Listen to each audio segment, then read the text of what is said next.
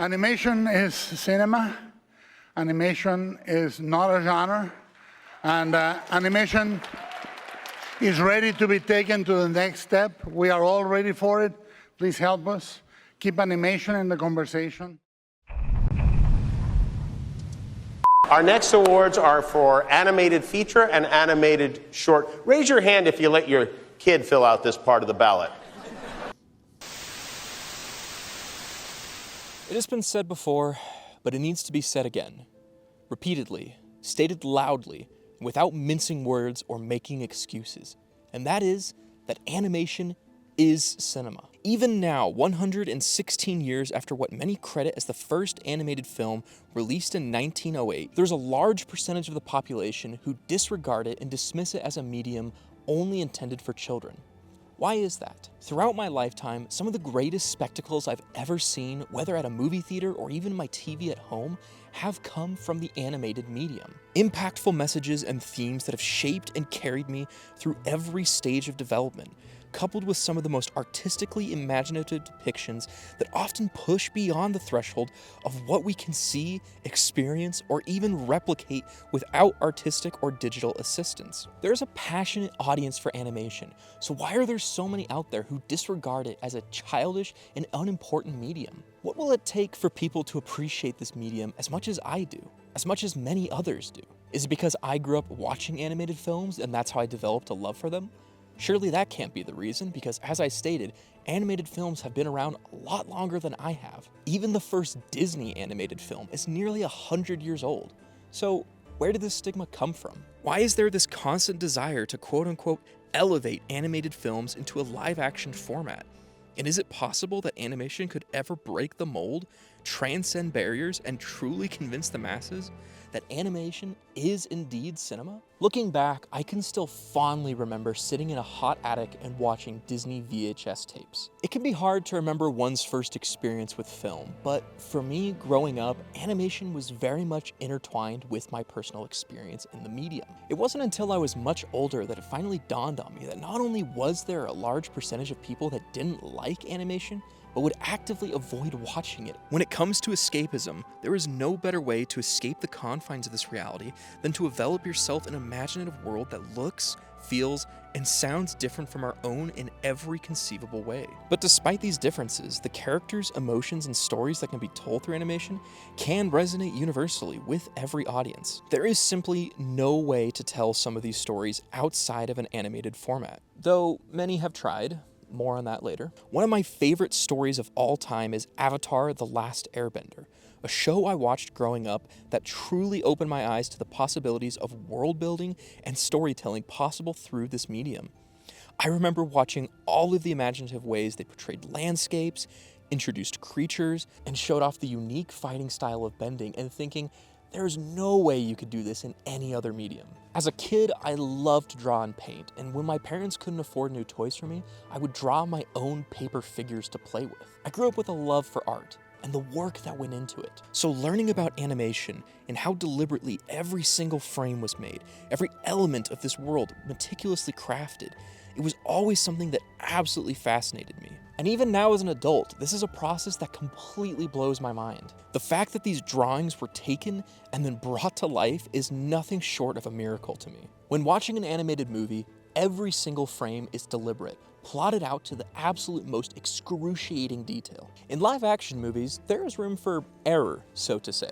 Ad-lib lines, an extra being too obvious in the background, or straight up just leaving something in the frame that wasn't supposed to be there. In animation, it is plotted out to the exact detail, like a master chef putting the finishing touches on one of the best meals you've ever consumed. Animation has always meant a great deal to me. I loved it as a child, I love it now, and I have a deep sense of appreciation and pride for all the people I see online who share the same sentiment I do. There is something heartwarming and gratifying in knowing that something that means so much to me also means just as much, if not more, to others. However, for all the praise and advocacy I see for animated movies out there, there is this ever-present sentiment that animated movies are somehow lesser than others. This is a consistent stigma that has plagued the film industry for years. As stated in the beginning of this video by America's fourth favorite late-night host, animation is often considered as movies for children for the vast majority of moviegoers and critics. Now, why is that?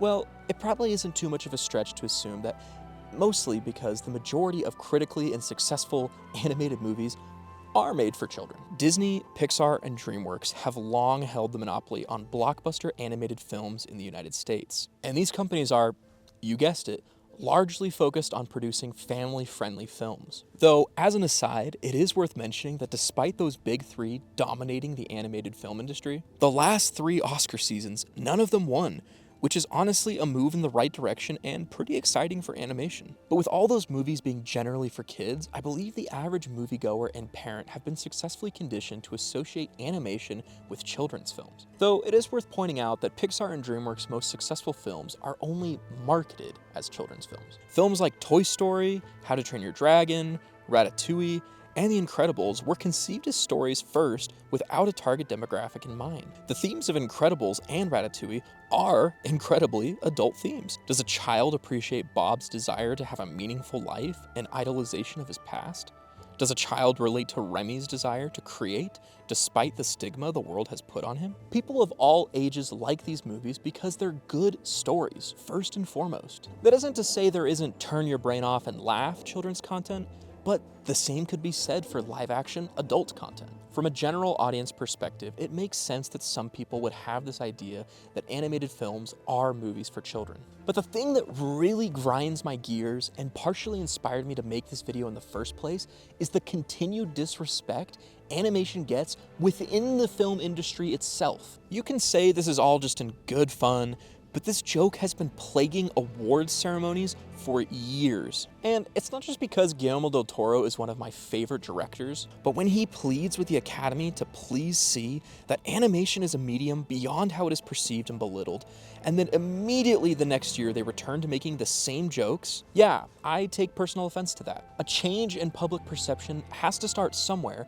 and it doesn't help that they're still treated like a joke within their own industry. I believe this has somehow played a part in movie execs believing that a barrier to their film earning money is whether or not it's animated. And with the growing, corrosive trend of animated movies being remade as live action only to earn $1 gazillion, definitely doesn't help in proving them wrong. In recent years, there's been a new trend which has in large part been pioneered by Disney, but that is the remaking of animated classics and repackaging them into a live action format. The practice truly first began back in 1994 with Rudyard Kipling's The Jungle Book. 2 years later, Disney would try their hand at adapting 101 Dalmatians, and would even give it a sequel 4 years later. These first ventures into repackaging animated classics were originally seen as playful and unassuming, with Disney spending almost the entirety of the 2000s focused on original animated or live-action productions. It wouldn't be until 2010 that Disney would try again with a live-action Alice in Wonderland adaptation. Now, I actually enjoyed this movie since first, Alice in Wonderland is a timeless classic and many interpretations of the story have already been told beyond the Disney version. And second, this live-action adaptation is technically a sequel to the original Disney film, as it doesn't tread a lot of the same ground and tells its own new story. From there, we get Maleficent and The Sorcerer's Apprentice, which I feel like only vaguely count as remakes, but the true floodgates didn't open until 2015's Disney's Cinderella. From there, Disney would go on to make 24 live-action adaptation within the span of 10 years, with 8 more announced and many others rumored to be on the way. This averaged about 2 remakes a year, and unlike earlier adaptations, barring a few exceptions, most of these remakes changed hardly anything about the source material and had little more to say or add that wasn't already accomplished with the original animated features. Many began criticizing Disney for basically using this as a money printing scheme, taking scripts and storylines that had stood the test of time and recycling them into a live action format at a wicked turnaround speed. However, the reasoning behind this is quite clear. If you break down the worldwide gross for each of these live-action movies and compare it to their animated counterparts, they drastically outperformed almost every single original version. Only 3 of the original animated films held their ground, and even then, those victories are all technicalities. The Jungle Book defended its title once, but was ultimately squashed by the second attempt in 2016. Mulan held its ground, but that's partially thanks to COVID crippling all movie theaters. And Lady and the Tramp might technically have won, but it's hard to say with the strange mix of box office and streaming figures. In fact, the streaming model makes it kind of hard to calculate a lot of these outlier films, since box office reports don't function the same way with streaming. But it's safe to say that in every way, shape, and form, the live-action films have basically provided Disney with an almost guaranteed money printing machine. Now, you might be saying, Aiden, these are all harmless movies, and many of them still use a lot of animated elements. Hell, The Lion King really shouldn't even be considered a live-action adaptation, since it's all animated anyway. So really, what's the harm in all these movies? And to you, theoretical viewer, whose question I've molded exactly to prove my next point, I will tell you exactly what the harm is. Earlier this summer, DreamWorks took their first foray into the world of live-action adaptations with How to Train Your Dragon, a film that, as of the time I'm writing the script, has already surpassed $605 million, far outpacing the original animated movie. And with the news that a sequel was already greenlit before the first movie even hit theaters, it is clear that DreamWorks is going all in on this venture and has already been greatly rewarded for their decision. Now, you could say that the only reason they made this film was to promote their new theme park that opened this summer, but I feel like it's emblematic of a much more troubling trend. For years, Disney has really been the only company that's been capitalizing on the money printing machine that is live-action remakes. But now DreamWorks has followed suit and cashed in big time. The thing that worries me is that this trend is merely a means to an end. How many companies even have a backlog of enough cherished and memorable animated films that they could use to turn into live-action remakes? Disney? DreamWorks? Pixar? Illumination? What happens when they all finally burn through their old classics? What happens when every animated movie has been remade? What is the future of these studios? Or even more, what does the future of animation look like from there? Within the animation industry, things are simultaneously ballooning and imploding. We have been getting some of the greatest, most exciting, most artistic projects from animation in history over the last couple of years. But at the same time, we are seeing project after project struggle and fail as animators are being laid off in droves, especially from companies like Pixar, which once stood as the paragon of animation in cinema in the eyes of the average moviegoer. But now, anything that isn't a sequel or spin-off is being met with abysmal numbers. And it's clear that Pixar isn't happy and fully believes this to be a problem with the viewer, claiming that there is a loud minority online that clamors for original animated films but doesn't actually show up to support them. Now, this could be its own video essay in its own right, about how movie theater prices, the rise of streaming, and parent culture has shifted over the years away from the model that Pixar and other animated films were able to profit so heavily from. But I want to focus mainly on where I think the industry is at a risk of heading. Animation is expensive, and anyone who's ever made an animated film will tell you that. And it is largely heralded as a vastly underappreciated medium for how much time, effort, and dedication it takes to make one of these films a reality. And due to the expensive nature of it, more and more companies are unwilling to shell out the money required to make some of these projects, leaving the opportunities for animated films to be told smaller and smaller as the years go on. I can almost envision a moment when Disney has finally made all of their animated movies into live action and no longer has anything left to draw from. Now, I know that seems intense, and I don't personally know whether I fully believe that. Animation is not just important to me, it's important to millions of people. And a company like Disney knows that a lot of their history is intrinsically tied to the medium. So I hope that they will do their part to try and ensure that it lasts and continues in some form or another. Regardless, I don't believe that animation will ever truly disappear as a medium. It is an art form, and we as humans are artists. In my opinion, film is the ultimate expression of art.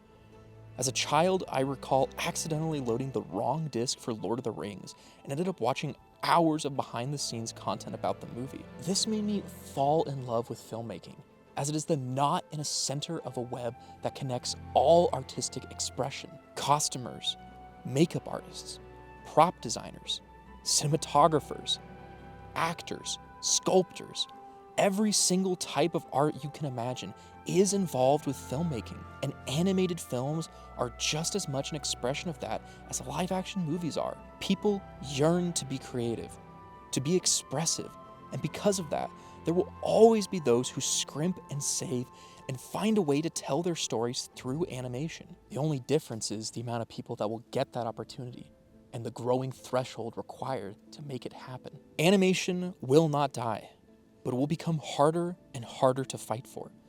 And unless we can actually get the ball rolling on restrictions and guidelines for AI, it may even just become somewhat of a niche trade skill. Much in the way that knitting or blacksmithing or being a shoe cobbler have become antiquated interests and hobbies now, I fear that art, more specifically drawing and animating, is at a risk of going the same way. Much like what happened during the age of industrialization, those old trades can never truly be eradicated, but they can become niche. As AI video generation gets better and better every year, I genuinely worry for the day that it starts becoming indistinguishable from the art we can create, and companies more and more often will use it to fill the gaps that they don't want to pay artists and creatives for. Putting the power to create animation fully in the hands of corporations is a surefire way to ensure that the majority of artists will have no work left available to them, save for at the highest level. Much like some of my personal friends who graduated with computer science degrees and are currently fighting in a bloodbath for the very few and slim entry-level positions open for that field. AI animation is the equivalent of companies pulling up the ladder behind them. This is, in my opinion, a grave error, and one I'm unfortunately positive they are going to make, but will hopefully pay the price for and have to come full circle again in the future. Much like the way the industry has made purchasing a blanket as easy as going online and clicking a few buttons, I can guarantee that if you ask people their favorite, most sentimental blanket they've ever gotten, it's probably something homemade or something they bought at a fair or market that was made by a real person that they could actually see, experience, and gather that story from. We as human beings are sentimental creatures, and whether or not we like to admit it, the time and effort poured into something does impact the way we feel about it. No matter how corporate animation becomes, there will always be those who advocate for and support projects made by real artists. The only plea I can make is for all the artists to not give up. This world needs more art and beauty, and the more the world tries to eradicate the arts and the humans behind it, the more we have to fight and push back against it. As I've stated before in this video, animation is art. It is the culmination of hundreds of artists all working towards a common goal. This exercise in collaboration is what I believe elevates animated movies towards heights that other art does not reach, or at least reaches in different ways. Animation is an amalgamation of the human experience, proof that the greatest works we can create are wrought when we work together. The hours, months, and years poured into these projects are a testament to the human desire and capacity to create things that are wonderful, to create things that are beautiful, to create things that are iconic. Art is not a string of code you can slot into a machine in order to mass produce and profit. Art is effort. Art is pain. It's endurance. It's hope. It's an expression of all the things you feel, and often the things you didn't even know you felt. And animation is a part of this. Animation is art. There is a yearning, a hunger for this in our world. And equally, there is a rage and a resistance to the idea that anyone can create art if they have the access to create it at the push of a button. Anyone can create art, but it isn't art because it looks beautiful or looks convincing, indistinguishable from the rest. It is art because of the time and effort that went into creating it. You can't drive a marathon in your car and then expect people to congratulate and cheer for you. That isn't worth celebrating. Art is worth celebrating. And the only thing holding people back from engaging with it is deciding that they are willing to put in the effort required to achieve it. And that isn't an insurmountable amount of effort either. It can be as little or as much as you desire, so long as it comes from you. Animation is a medium that extends across all stories. It links us together through all ages, genders, races, and creeds. There should be no barrier for entry, no preventative stigma, no cultural or ideological perspective that belittles and devalues animation for what it is. Animation is the ability to convey a million different emotions through a moving painting. Animation is the power to convince others that magic does exist, that there are unexplored worlds just beyond our doorstep. Animation is the culmination of trust you put into a talented group of artists and creatives who join together to create one true work of beauty. Animation is all this and more, because animation is cinema.